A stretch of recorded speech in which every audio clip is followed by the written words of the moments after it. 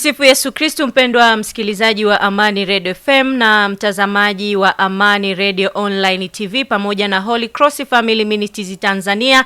Kwa siku ya leo tunapata tena nafasi ya kuweza kuzungumza hapa masuala mbalimbali yanayohusiana na familia. Lakini kwa siku ya leo tunazungumza ni ipi nafasi ya mwanaume katika kujenga kanisa la nyumbani. Tunajua baba ni kichwa cha familia, baba ni nguzo muhimu sana katika familia na ni muhimili muhimu sana katika kuhakikisha kwamba familia inakuwa vizuri. Lakini katika kuiongoza familia vizuri, huko ndiko kunakozaliwa miito mbalimbali ndani ya kanisa. Niko hapa na Clement Malingo, lakini ameambatana pamoja na Jerome Masi, na tutazungumza kutoka idara ya maisha ya familia na ndoa, na utayasikia mengi sana katika kuyazungumza haya yote, na tunamwalika Roho Mtakatifu tuweze kuanza naye kwa asubuhi ya leo kuweza kuzungumza haya yote kwa kina, hasa tunapomzungumzia mwanaume Mkatoliki, lakini tunapozungumza swala linalohusiana na wanaume kwa ujumla, basi hapo mengi sana utaweza kuyafahamu kwa siku ya leo. Lakini kwa msikilizaji unaweza kushiriki nasi kwa ujumbe mfupi kupitia nambari ya 0797004018. Na wewe mtazamaji ambaye unatutazama sasa, una nafasi pia kutuandikia ujumbe wako mfupi hapo chini. Lakini endelea kuwa mwanafamilia wa utume wa Shirika la Msalaba Mtakatifu Tanzania, hasa katika kufuatilia mwendelezo wa vipindi mbalimbali vinavyotoa mafundisho yanayojenga ngazi ya familia, lakini ngazi ya jamii na kanisa kwa ujumla. Lakini usisahau pia kuendelea kuwa mwanafamilia wa Amani Radio Online TV kwa mafundisho bora na muhimu sana. Tumsifu Yesu Kristo. Milele amina. Asubuhi nyingine tena tunapata nafasi hapa ya kuzungumza masuala mbalimbali yanayohusiana na wanaume. Pengine kwa mtazamaji ambaye anatufuatilia sasa, lakini pia msikilizaji ambaye anatusikiliza sasa, kwanza tungefungua kipindi hiki kwa sala, tumwalike Roho Mtakatifu tuweze kuanza naye, na kisha basi tutaendelea na maswali. Sahihi kabisa. Tuanze kipindi chetu kwa sala. Kwa jina la Baba na la Mwana na la Roho Mtakatifu. Amina. Baba yetu uliye mbinguni, jina lako litukuzwe, ufalme wako ufike, utakalo lifanyike duniani kama mbinguni. Utupe leo mkate wetu wa kila siku, utusamehe makosa yetu kama tunavyowasamehe na sisi waliotukosea, usitutie katika kishawishi, lakini utuokoe maovuni. Amina. Salamu Maria, umejaa neema, Bwana yu nawe, umebarikiwa kuliko wanawake wote, na Yesu mzao wa tumbo lako amebarikiwa. Maria mtakatifu, mama wa Mungu, utuombee sisi wakosefu, sasa na saa ya kufa kwetu. Amina. Tuombe. Mungu wetu na Baba yetu, tunakushukuru kwa ajili ya asubuhi ya leo. Asante kwa ajili ya nafasi ambayo umetupa ya kuja kuzungumza na wanaume ambao ni vichwa vya familia, ambao ni viongozi, ambao uliwapa jukumu la kusimama katika nafasi yako katika familia na katika kanisa kwa ujumla.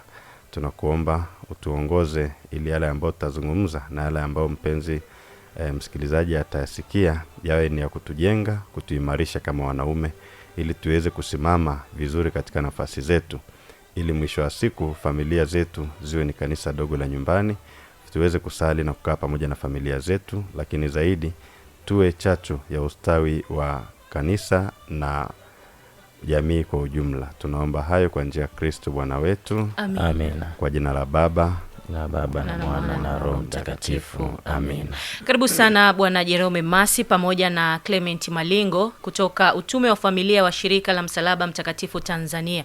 Pengine kwa anayetazama sasa na kutusikiliza, afahamu utume unajihusisha hasa na nini? Utume wa familia wa Shirika la Msalaba Mtakatifu ni utume ndani ya Kanisa Katoliki ambao unahimiza maisha ya sala ya familia, yaani baba, mama na watoto kaa pamoja na kusali pamoja, hasa sala ya Rozari Takatifu. Na utume huu ulianzishwa na mtumishi wa Mungu Padre Patrick Peyton, ambaye alikuwa ni padri wa Shirika la Msalaba Mtakatifu Tanzania.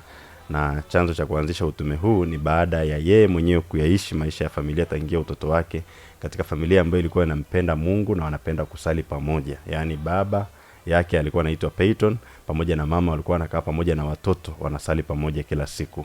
Na hata huyu padri alivyofika mahali akawa na changamoto hiyo mwaka 1937 ya kuumwa ugonjwa wa kifua kikuu, ambayo ilifika mahali ikawa sasa matibabu yamegoma, kwamba hakukuwa na namna ambayo angeweza kupona. lakini kwa kukumbuka ambacho amefundishwa katika familia na kukiishi, alikaa chini akasali sala ya Rozari Takatifu kwa imani, kwa sababu alikuzwa hivyo na familia, na hatimaye Mungu kupitia maombezi ya Mama yetu Bikira Maria alimponyesha ugonjwa ule. Kwa hiyo utume huu ulianzia kule nchini Marekani mwaka 1942 na sasa umesambaa nchi mbalimbali duniani katika mabara yote. Na katika Tanzania utume huu uliingia kupitia mwaka 2000 kupitia parokia Mtakatifu Brendan Kitete, Jimbo Katoliki Mbulu, na baadaye basi ulienea katika parokia ya Moyo Mtakatifu ya Sombetini, na sasa ni utume wa familia wa Shirika la Msalaba Mtakatifu Tanzania.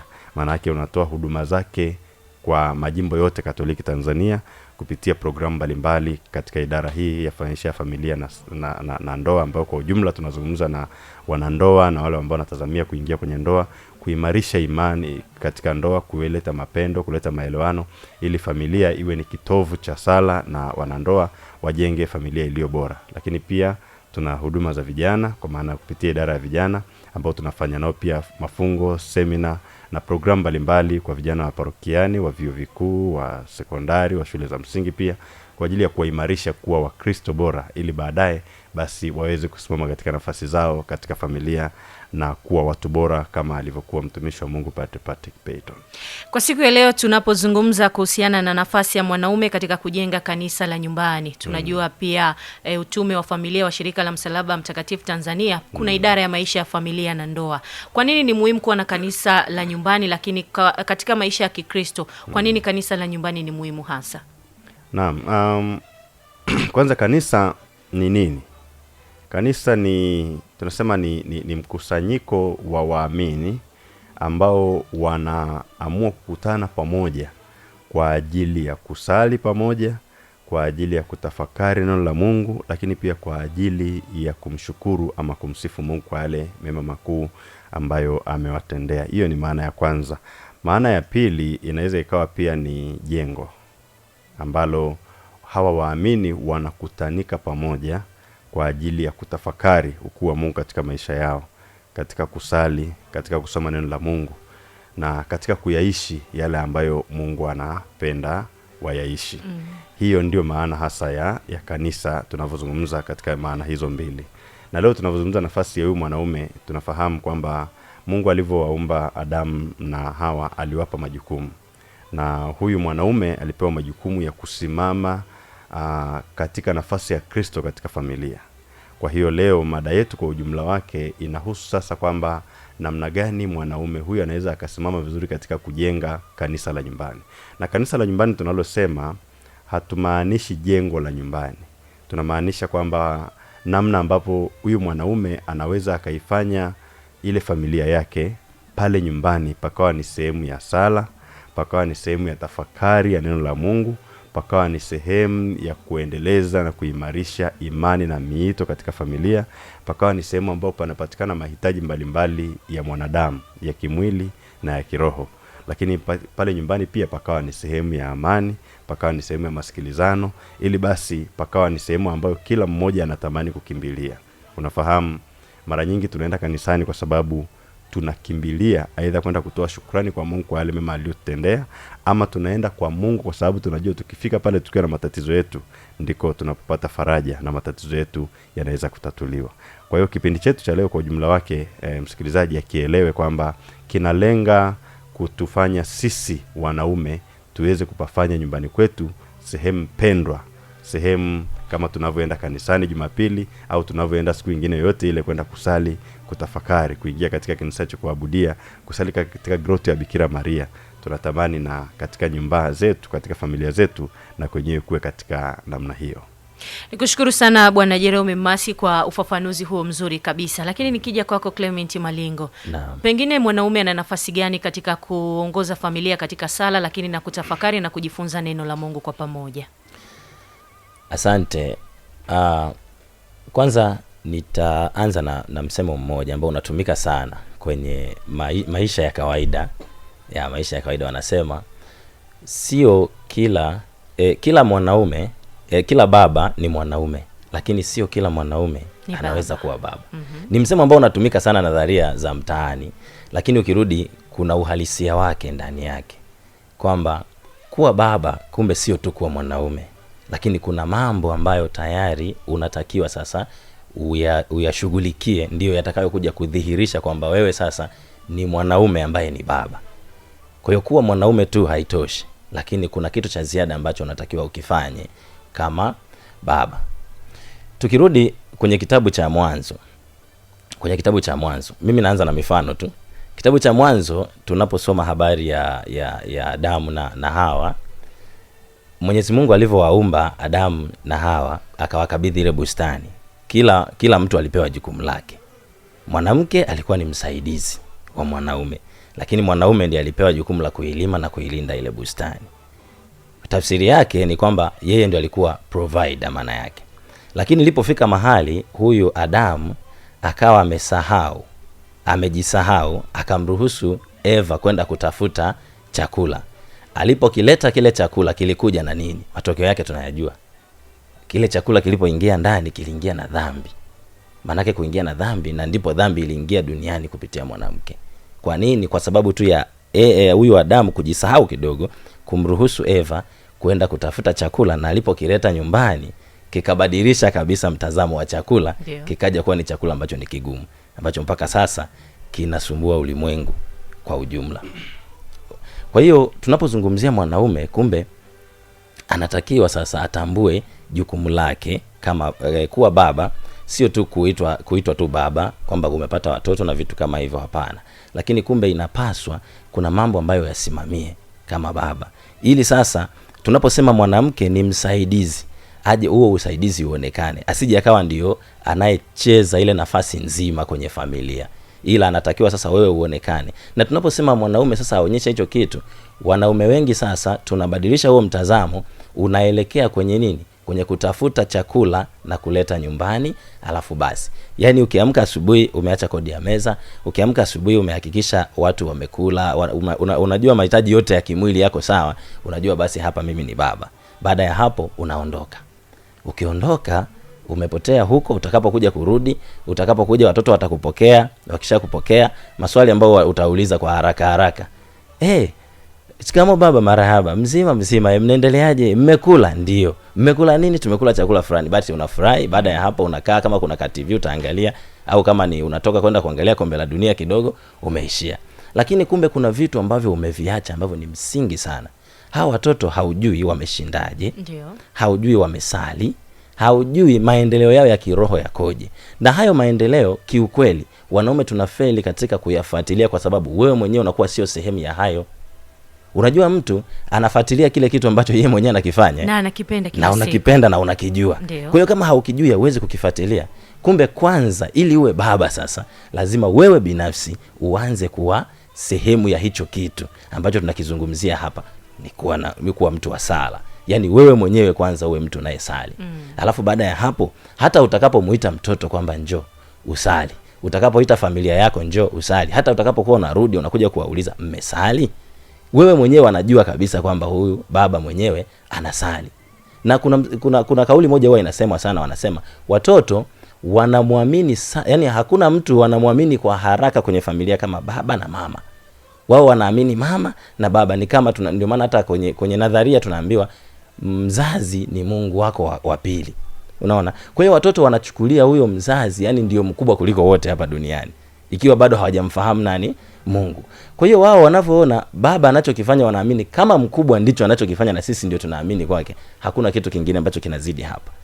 Kumbe unatakiwa mzazi sasa kama baba uwafundishe hawa watoto kwamba mimi mwenyewe si kwa nguvu zangu, bali yuko mmoja ambaye mimi ninamtegemea, mimi ninamwamini. Haya yote ninayoyafanya ni kwa sababu yake yeye.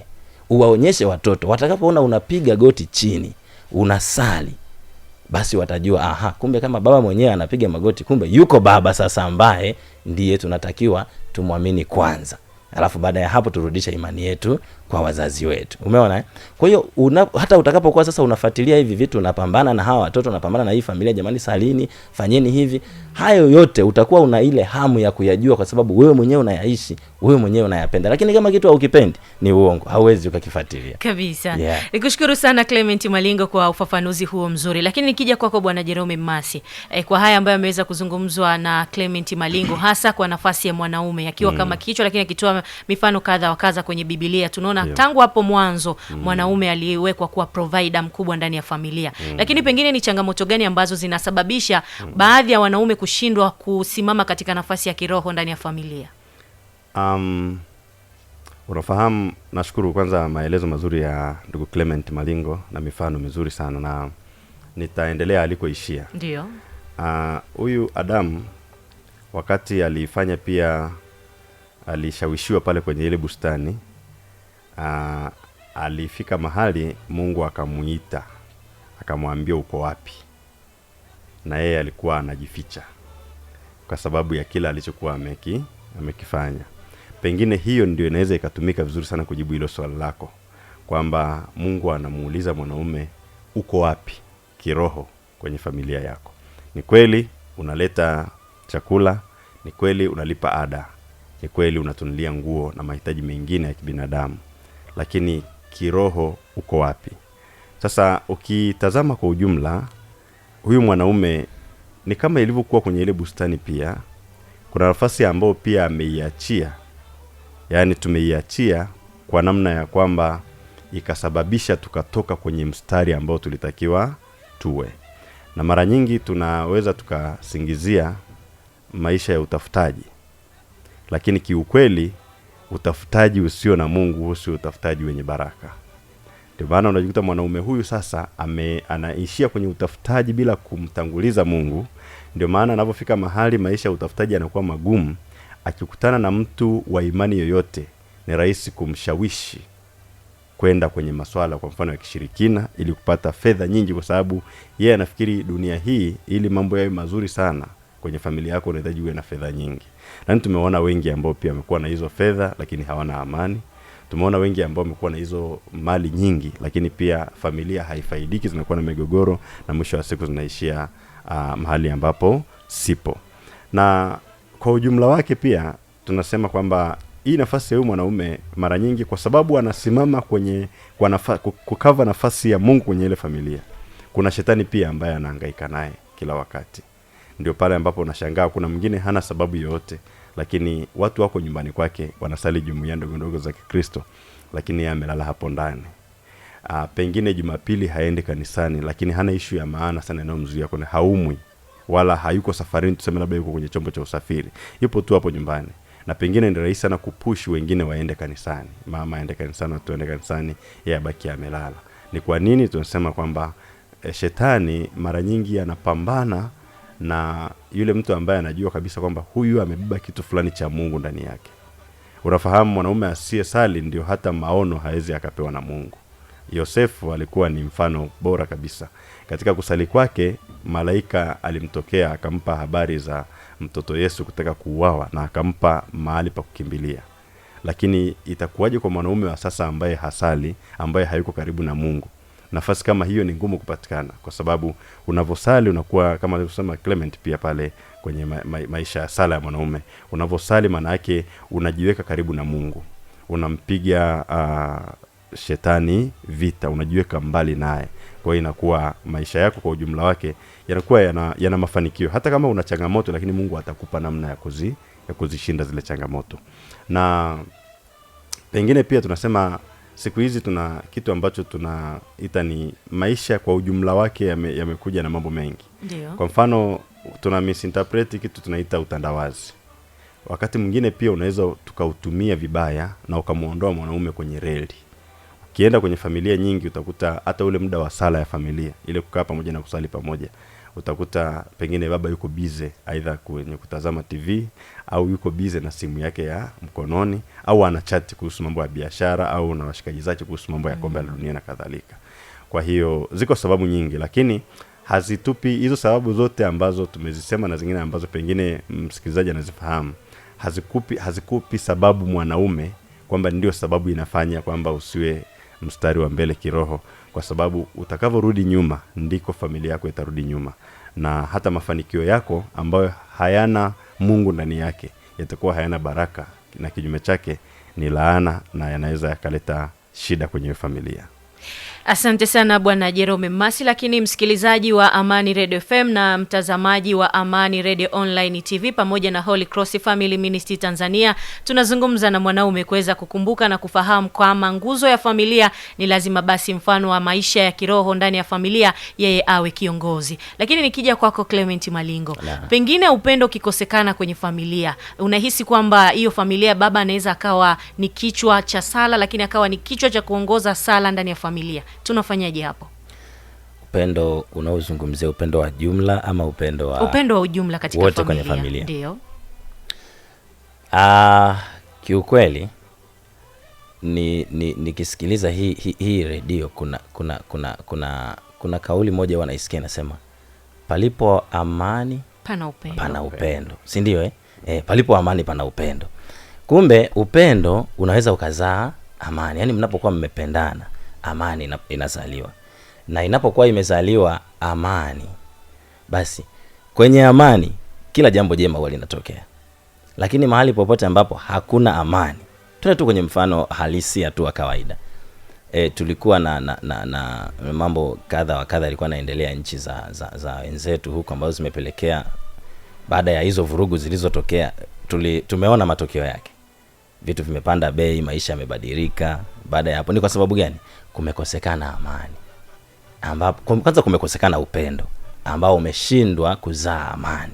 Ambapo pengine nyuma tulivyokuwa na upendo na amani, mambo yote mazuri yalikuwa yanatokea.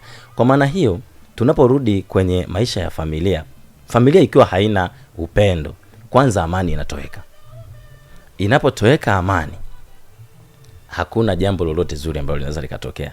Hakuna mwanaume ambaye ataingia pale ndani ama mama ataingia pale ndani, hata wale watoto wataingia pale ndani wasali ikiwa hakuna amani. Hapana hicho kitu. Kwa sababu hata tunapokuwa tunasali, tuna mazingira ya kuiandaa sala, si ndio? Kuna mazingira ambayo tunaiandaa sala. Kwa mfano mazingira hayo kwa haraka kuna kwanza uwe na sehemu maalum ya kusali ambayo ni tulivu. Ndio. Alafu pia uandae nia, uwe na agenda ya kwamba nakwenda kuzungumza na Mungu, naenda kumwambia nini, si ndio? Sasa hayo yote kama hauna amani, huo muda wa kuiandaa unayatoa wapi? Kwa sababu utakapokuwa unaingia ndani, akili inawaza ile vita iliyoko pale ndani. Leo tunaanzia wapi? Asubuhi nilivyokuwa naondoka nimeacha nini? Na sasa naenda kukikuta tunakiendelezea wapi? Kwa unakuta ile mindset haipo kabisa kwenye uwepo wa sala.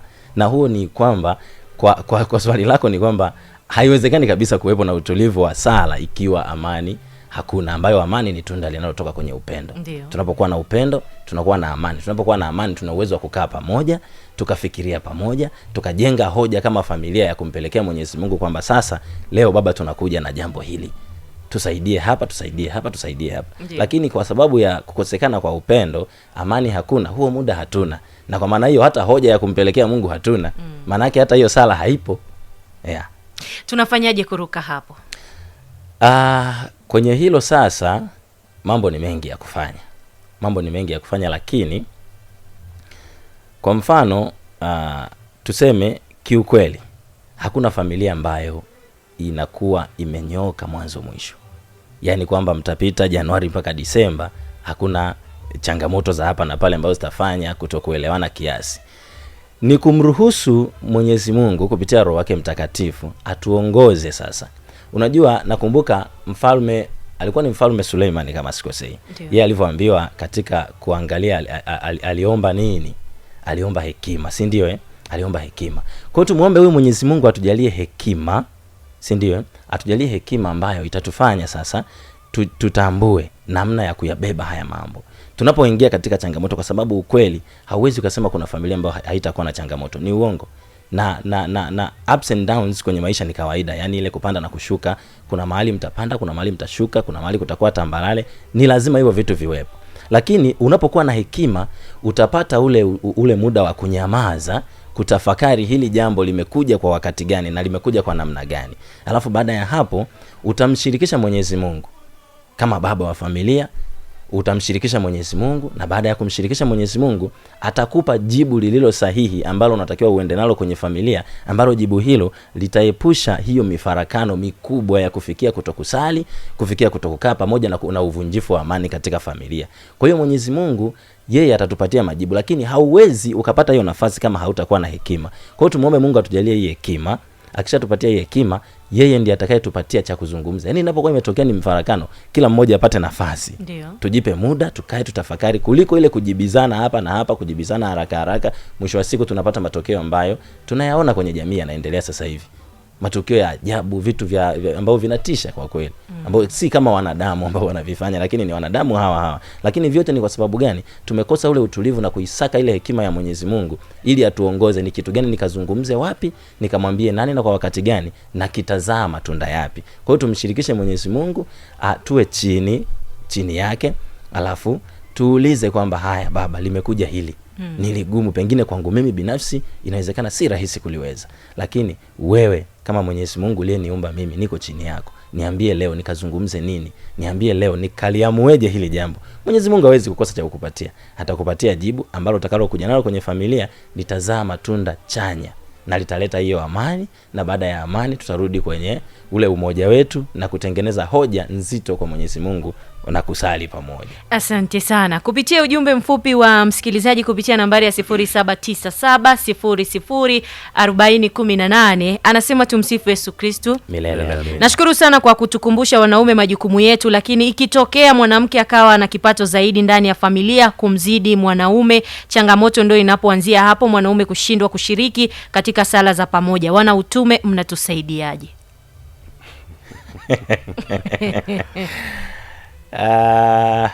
Ni kweli kama alivyouliza, changamoto za mmoja kuwa na kipato kilichomzidi mwenzie. Mimi sijui hii vita imekuwa ni kubwa sana hasa kwa huu ulimwengu wa sasa. Yaani inakuja kwa kasi na sijui na tunafanyaje. Ni kwa sababu sijui hii wanasema 50 kwa 50 sijui ambayo imekuwa ina tafsiri tofauti na ile ambayo ilikuwa imetazamiwa na serikali. Ndio. Hii ni kitu kimekuja kuwa ni anyway, kwa namna hiyo wanasema labda tukirudi kwenye kama nilivyokuwa nimeanza. Unajua Adamu yeye alipewa jukumu, si ndio?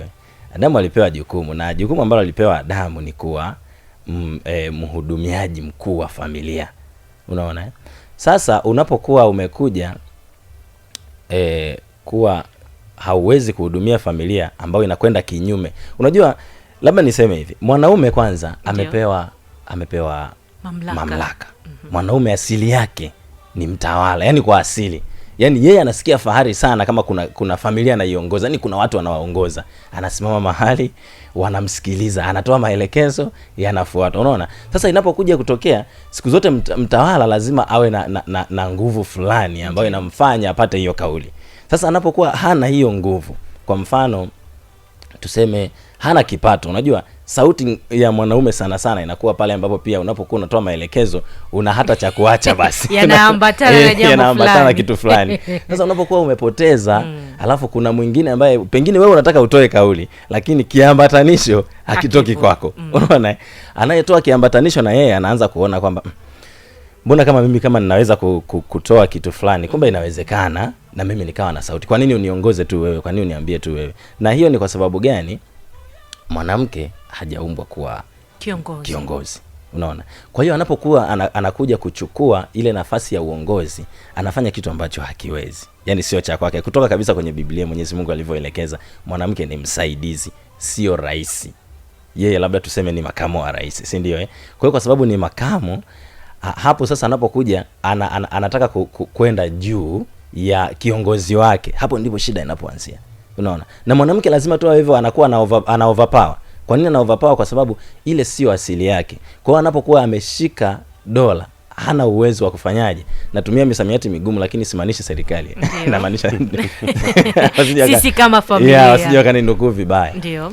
Hapo ndani sasa hiyo serikali ya hapo nyumbani anapokuwa baba tunajua ndiye anayetakiwa kuprovide. Anapokuwa provider kama baba, huyo ndio anayekuwa na ile dola ya pale nyumbani. Kwa sababu anakuwa ameishika ile dola, anatakiwa yeye ndio anapokuwa anatoa maelekezo, anatoa na kiambatanisho na nini. Lakini mwanamke anapokuja kwa amepata hicho kipato, kiburi, sijui kama natumia lugha nzuri sana, lakini kiburi kinakuja kwa sababu yeye anakuwa anaposhika ile pesa inamcontrol, sio yeye anaiongoza. Unajua mwanaume ameumbwa kwa wanasema anatumia mantiki, lakini mwanamke anatumia hisia. Kwa hiyo yeye anapokuwa na pesa, hisia inatawala, na inapokuwa imetawala hisia, majibu yake ni tofauti sana. Ndio maana Waswahili wanasema usitumie moyo kuendesha maisha, tumia akili kuendesha maisha. Tumia akili kuendesha maisha. Kwa hiyo unakuta mwanamke kwa sababu ameumbwa yeye kwa hisia, sasa hisia ile ndio inampeleka kuanza kuamua mambo tofauti, na pale ambapo sasa anapokuja kutaka yani kusimama kama mwanaume inakuwa ni ngumu, na mwanaume anashindwa kupata ule uelewa. Anaposhindwa kupata ule uelewa, sasa ndio pale vurugu inapoanza kutokea, kwamba mimi ndiye kiongozi, mimi ndiye natakiwa kutoa maelekezo, mimi ndiye natakiwa kufanya hiki na hiki. Lakini kwa nini anakuwa anakuja ana kama vile ana overpower? Kwa hiyo inakuwa ni mtafaruko, ndipo unapoanza sasa. Na unakuta hata hicho kipato ambacho mwanamke amemzidi, pengine mwanaume alikuwa sehemu ya kuhakikisha kwamba anakuwa nacho. Hii yote ni kupotea kwa upendo ndani ya familia. Kunapokuwepo na upendo, sidhani kama kipato kinaweza kuwa sehemu ya maisha ya familia. Labda Dairine, nashukuru kwa maelezo mazuri ya Clement. Pia ni vizuri kwanza tuelewe, ndoa sio mashindano, sio mashindano ya mamlaka, sio mashindano ya kipato, sio mashindano ya elimu, sio mashindano ya jinsia. Ndoa ni sehemu ya kusaidiana kukava yale tunasema zile madhaifu. Kama mtu mimi nikiwa na udhaifu fulani, mke wangu ndio mtu wa kwanza wa kunisaidia kuweza kuondokana na ule udhaifu, kubebeana mizigo ya familia. Sasa changamoto pia yamkini pengine alichouliza msikilizaji kina historia yake. Pengine kuna wanaume wengine unakuta wakati tunakuwa vizuri kiuchumi, tunawakandamiza sana wake zetu. Ndio. Hapati kabisa pa kupumulia, hapati chochote, mahitaji ya familia hayatoki. Sasa huyu mtu anakuwa na hasira fulani, na isipodhibitiwa kama mlivyosema kupitia upendo, uvumilivu na kadhalika, na kusali sana na kumwomba Roho Mtakatifu aingilie kati, huyu mtu akija akinyanyuka ana revenge. Unaona? Kwa sababu wewe wakati ukiwa nacho huku nyumbani hatukufaidi. Sasa hivi nacho naenda kwa namna hiyo. Kwa hiyo kwa ujumla wake ni lazima tufahamu kwamba sio hivyo. Lakini pia kwa upande wa mwanamke huyu ambaye pengine Mungu amemjalia, na kwa kweli, kwa mfano kuna wanawake ambao wameajiriwa, basically analipwa hela nyingi kuliko baba. Wote wameajiriwa, analipwa hela nyingi kuliko baba. Sio kigezo cha kunyanyuka jumla, kujinyanyua mabega. Ndugu yangu Clement ameeleza vizuri kwamba hata kama ungekuwa ni bilionea kwenye ile familia, finally pale nyumbani una mtu ambaye yeye ndio kuna ushauri, kuna kusikilizana, lakini yeye ndio anatakiwa director ile familia, kwamba wewe unalipwa 3,000,000, mimi nalipwa 600,000. Hapa nyumbani utaratibu ukoje? Na mara nyingi ukikutana na mwanamke ambaye ananyanyua mabega, asipokaa na kusikilizana na mume wake, wako wengi sana ambao tunawaona wana fedha nyingi lakini hawana amani. Ndio. Anapata biashara yake na pesa nyingi sana, lakini mwisho wa siku hana amani. Na kukosekana amani pale nyumbani hakumwathiri tu mume, kuna waathiri mpaka watoto. Yaani wako watoto ambao hawatamani. Dada Irene, ukifuatilia sana utagundua kwamba kuna watoto wa kike, mabinti, wasichana ambao walipaswa kuolewa, wanaona shida kuolewa kwa sababu wanaona mahusiano ya baba na mama yalivyo mabaya kwenye maeneo mengi. Pengine kuna vijana wa kiume wanaogopa kwenda kuoa kwa sababu wanaona kwamba namna gani mama anavyomtreat baba pale anapokuwa na uwezo wa kiuchumi. Ili kuhitimisha hilo, ni vizuri tufahamu pia kwamba mali zote za familia, kuna ushauri, kuna kukaa pamoja, lakini mali zote za familia ziko chini ya custodian ya baba. Mwisho wa siku kipato chote cha familia na mali zingine zote. Asante. Msikilizaji amerudi tena kwa swali lingine. Anasema, kaka Jerome, ni kweli mnawakumbusha wanaume kuhusiana na majukumu yao? Wengine wanatoka asubuhi hawaachi chochote na hawaulizi kama kuna kula. Tutasalije kwa pamoja? Aha. Tumsifu Yesu Kristo. Milele amina. Kuna shirika moja, sijui wanaitwa shirika gani, la mapadri, ambalo naona wakiwa wana uniform, yani zile sare zao. Ndio. Wana huku nyuma kuna kama kikofia hivi, kapuchini. Kuna kama kikofia. Nilikuwa nasoma siku moja historia yao, nikagundua kumbe mwanzilishi wao hilo shirika walikuwa kwamba wanavyoenda kuhubiria watu, kueneza neno la Mungu, wanabeba chochote kitu. Kwa akifika kwa mtu mwenye njaa, anampa kwanza kidogo. Ndio. ili ale kidogo ndio aweze kufanyaje kukaa na kumhubiria. Ni kweli ni ngumu kumhubiria mtu mwenye njaa. Umetoka asubuhi. Sasa unafahamu. Umerudi umekuta kimepikwa, hujui. Yaani shida, tunaona changamoto zinavyowakumba wanaume kushindwa kusimama hasa kwenye masuala ya kiroho. Yanatokana na hali ya kiuchumi, hali ya maisha ya utafutaji pia yamekuwa changamoto. Sahihi, lakini huyu mwanaume anayetoka asubuhi pengine bila kuacha chochote. Ndio. Sasa kuna mambo ambayo Clement aliongea vizuri hapa. Kuna pale ndani ya familia wanaishije na huyu mke wake. Hiyo ni sababu pia. Wanaishije? Unafahamu mimi nikiwa natoka sina chochote kwa mfano leo.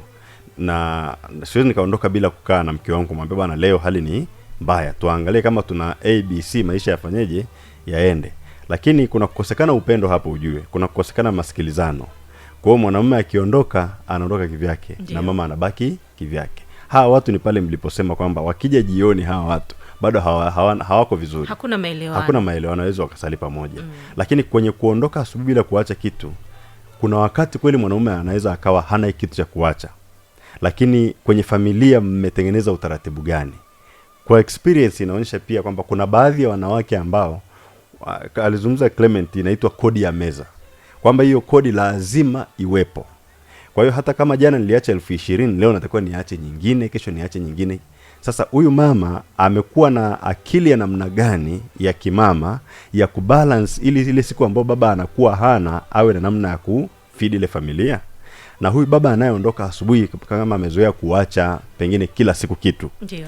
Na anavyoondoka asubuhi hana cha kuacha. Anavyoondoka pale nyumbani ana mazungumzo mazuri na mke wake ili mke wake ajue kwamba leo baba hajaacha kitu, lakini kuna dagaa nilinunua jana naweza nikatumia.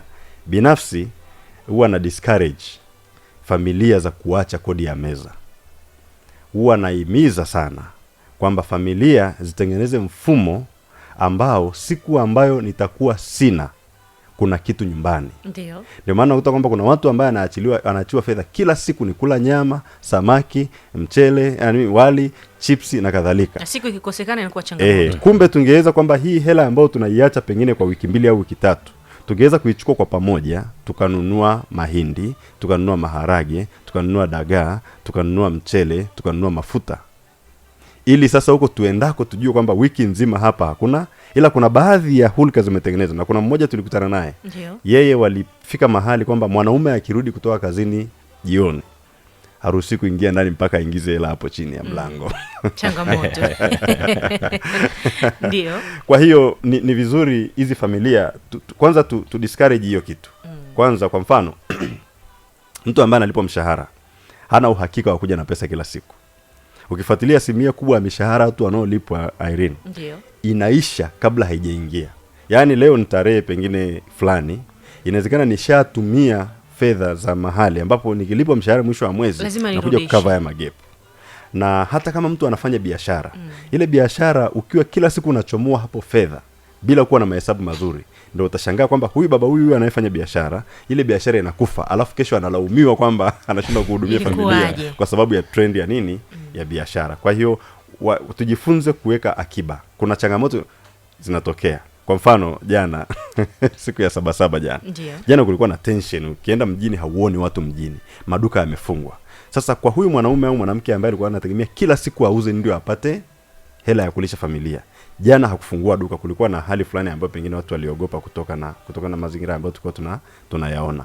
Maana yake familia itaingia kwenye mgogoro. Kuna mambo yanatokea ya dharura kama ilivyotokea kipindi cha COVID. Ghafla tu tap, hakuna kutoka ndani, hakuna kwenda, wote tuko nyumbani. Tunafanyaje? Hawa mama pia ambao tuko maeneo ambao unaweza kulima hata kabustani hapo nje, hebu tutumue kidogo, tuache ka uvivu. Kwa sababu siamini kama mtu una square mita 5-10 hapo nyumbani na una maji ya bomba, unahitaji upewe shilingi 1,000 kila siku kwa ajili ya kununua mboga za majani wakati tunaipa bili ya maji. Tukiangalizia swali la mwisho hapa la msikilizaji, anasema wanaume walio wengi kanisani wanajionyesha wanaishi muondoko, lakini nyumbani hawaishi muondoko. Mnawasaidiaje? Mada ya leo imekuwa ni ina mjadala mpana. Nzuri sana. Kimsingi anasema ibada njema inaanzia nyumbani. Na ni kweli kama anavyouliza msikilizaji hapo. Unajua hata unavyoona mke na mume wanakuja kanisani na gari pengine na usafiri wao, wanakuja wanacheka.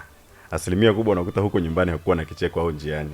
Ni tunaita ni fake smile. Tunaonyesha picha tofauti kwenye umati wa watu. Picha tofauti. Na hata upande wa pili tunayo changamoto, lakini lazima tujitahidi. Clement alizungumza vizuri kwamba pale hatuwezi tukawa vizuri wakati wote. Lakini tukumbuke pia Biblia imetuambia kwamba ikitokea mimi nimekosana na mwenzangu, jua halitaki kuzama. Tumepatana. Ndio. Na shida ndio inapoanzia hapo Bwana Jerome. Kuna manuniano ya wiki, mwezi, miezi mitatu. Watu wanalala sehemu moja, wanaamka pamoja, lakini hata ile za asubuhi za mchana hakuna. Nilikuwa napita kwenye mitandao juzi. Kuna watu wameanzisha kampeni yao inaitwa kampeni ya kupinga ndoa. Sasa tukawa tunawapa changamoto kwamba tunawapa mambo mazuri, lakini wakawa wanasema kwamba eti kwamba kwenye ndoa ndio sehemu pekee ambayo maadui mnalala na kuamka sehemu moja. Lakini hapana, hakuna uadui pase ulio kati ya mme na mke. Kuna kukosekana maelewano. Ndio. Kuna kukosekana kusikilizana. Na hii inatokana na nini? Inatokana na kuna mambo mengi. Kwa mfano kuna mtu anajihesabia haki sana. Unajua mara nyingi mtu akikosea ni rahisi kuona kama vile huwa haukoseaki na kumlaumu pase na kumwangushia kila hasira. Lakini tungepata nafasi ya kutafakari kwamba na sisi huwa tunakosea. Ndio. Kwa mfano tunasema wanaume wengi tunawakosea wake zetu. Lakini ni ngumu sana mwanaume kukubali kosa. Kukubali, samahani mke wangu naomba unisamee. Ndio mwanaume anamwambia kuna mimi ni mdhaifu. Mwanaume anakuambia yaishe. Na lugha ambayo bado haijarudisha maelewano. Yaishe. Sasa yule mwenzako bado haijawa. Kwa hiyo ni vizuri tujijue kwamba wote tu wadhaifu. Ndio. Na kama nimemkosea leo na yeye alinikosea jana, kuna siku yeye aliniomba msamaha lakini mimi ninajidai mwamba. Lakini pia hata unavoomba msamaha, kuna wengi, kwa mfano kuna kesi moja tulikutana nayo wakati tunazungumza na wanandoa kwenye dawati letu la msaada wa wanandoa. Akawa anaeleza kwamba mimi kila akikosea na msamehe. Ndio. Lakini mimi kila nikikosea nikimwomba msamaha ananikumbusha yale niliyokosea nyuma. Mara nyingi tunasahau pia, tunarudi sana kuhesabu maovu. Lakini Biblia inatuambia kama Mungu angehesabu maovu yetu hakuna ambaye angesimama. Kwa hiyo hata ile kwenda kanisani tu wawili, kuingia pale kwenye mlango wa kanisa, kuingia ndani na kutoka, alafu tunasema tumetoka kanisani wakati sisi nafsi zetu haziko katika hali ya usafi. Ile sio sala. Biblia inatuambia tunatakiwa upatane kwanza na mtesi wako ndio upige magoti. Hata kwenda kutoa sadaka ile ni kama michango tu mingine unatoa, haicount chochote kwa sababu we na yule mwenzako hamko vizuri.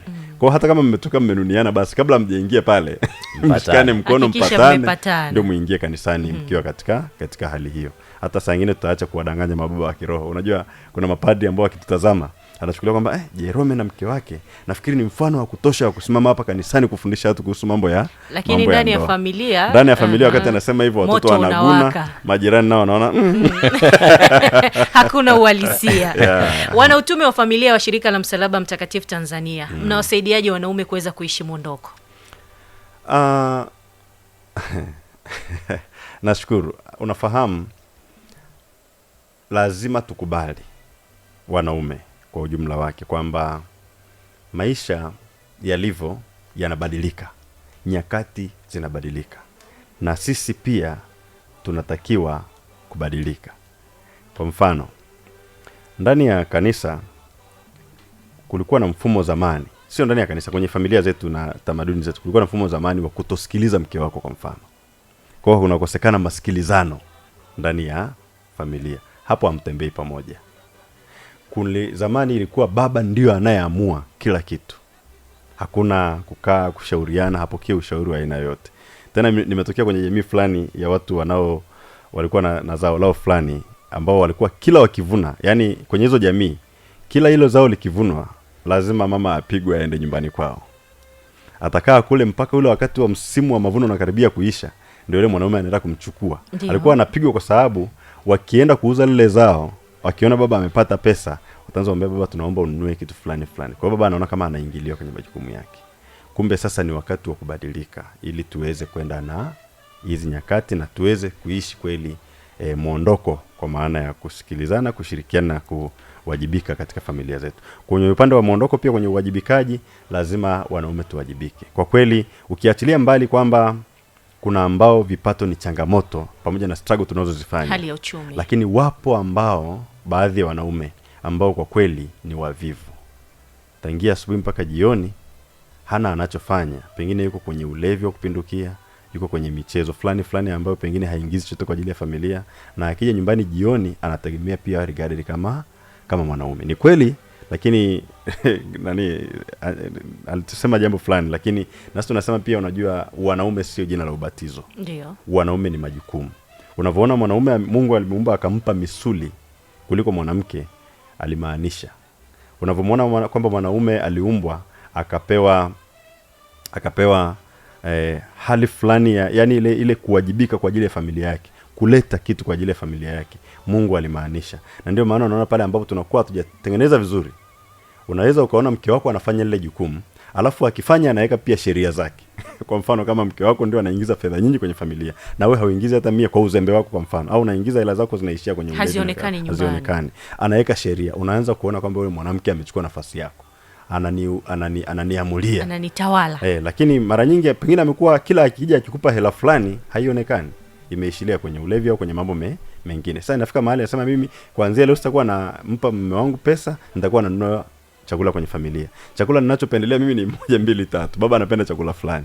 Kifika mahali ukaona kile unachopendelea kiletu, unaona kama unadharauliwa. Kumbe ni mfumo ambao umetengeneza mwenyewe. Nikushukuru sana Bwana Jerome Mmasi, na kabla tujatamatisha, Clement Malingo, pengine neno lako hasa ni lipi kwa wanaume ambao tumeungana nao kwa siku ya leo kuzungumza, lakini na familia kwa ujumla, hasa upande wa mke na mume, katika kushirikiana kuimarisha sala na familia, sala na liturujia ndani ya familia, sala kwa sababu tunajua ndio nguzo muhimu, na tunapozungumza kuhusiana na idara ya maisha ya familia na ndoa, ni idara mama ndani ya utume wa familia wa Shirika la Msalaba Mtakatifu Tanzania. Una lipi la kuzungumza nao? Asante. La kumwambia msikilizaji anayetusikiliza na baadaye pengine atakayetutazama kupitia mitandao yetu ya kijamii, kwamba kwanza tutambue familia sio uwanja wa vita. Ndio kitu cha kwanza kabisa. Familia ni mahali patakatifu, ambapo ndio maana mwanzo wake ulivyoanzishwa kwenye bustani ya Eden, ambayo muasisi wake ni Mungu mwenyewe. Kwa hiyo Mungu mwenyewe alivyoumba, alijua anaumba kitakatifu. Lakini pia tunapoanza ndoa tunaianzia pale kanisani, ambapo kanisani ni mahali patakatifu. Kwa maana yake ni nini? Kile ni kitakatifu. Kwa hiyo familia ni sehemu patakatifu.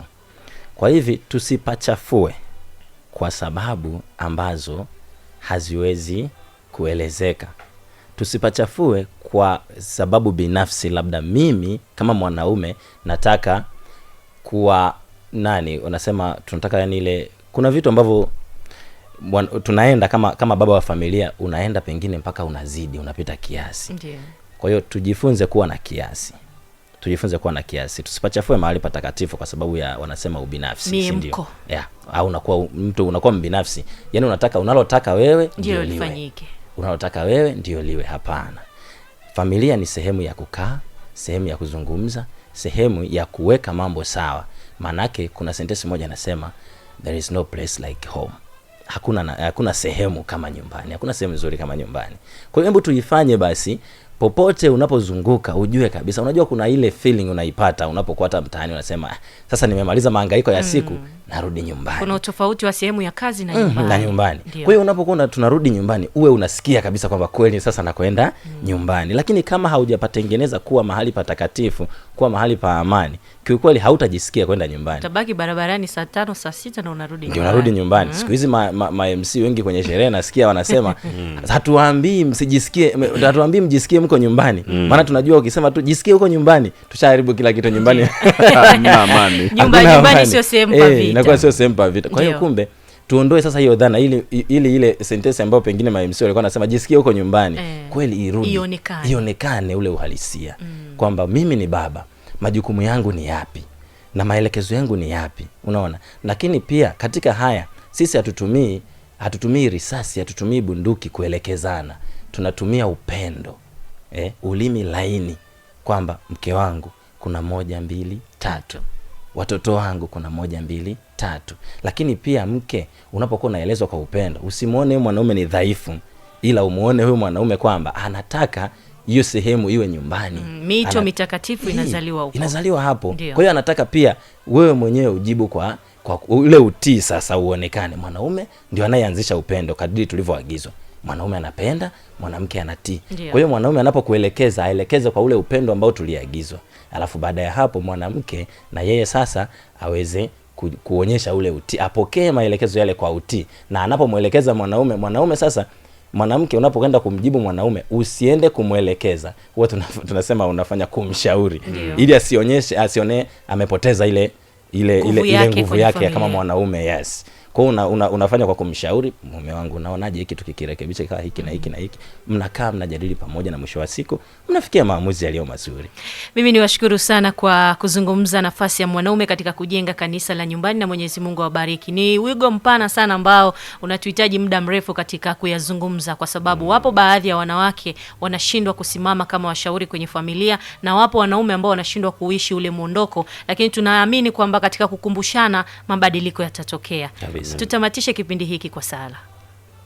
Basi tusali. Kwa jina la Baba na la Mwana na la Roho Mtakatifu. Amina. Tunaukimbilia ulinzi wako mzazi mtakatifu wa Mungu. Usitunyime tukiomba katika shida zetu, utuokoe siku zote kila tuingiapo hatarini. Ee Bikira mtukufu na uliyebarikiwa. Amina. Bikira Maria malkia wa amani, utuombee. Mtakatifu Yosefu, utuombee. Kwa jina la Baba, kwa jina la Baba na Mwana na Roho Mtakatifu. Amina. Mungu awabariki sana. Asante sana wewe msikilizaji wa 101.5 ambaye tumeweza kuungana kwa pamoja, lakini asante sana mtazamaji wa Amani Radio Online TV pamoja na Holy Cross Family Ministry Tanzania kwa kuweza kututazama, na tumezungumza nafasi ya mwanaume katika kujenga kanisa la nyumbani. Wewe mwanaume, basi kumbuka kuendelea kuishi muondoko, na pale ambapo unaishi kwa namna moja ama nyingine umeteleza, umeanguka, basi tafuta namna ya upatanisho ndani ya familia ili kuweza kuishi maisha ya kiroho, maisha ambayo yanapendeza jamii, maisha ambayo yana ushuhuda kwa kanisa na kuweza kuzalisha miito mitakatifu. Mimi ni Irene Simon, nikutakie wakati mwema.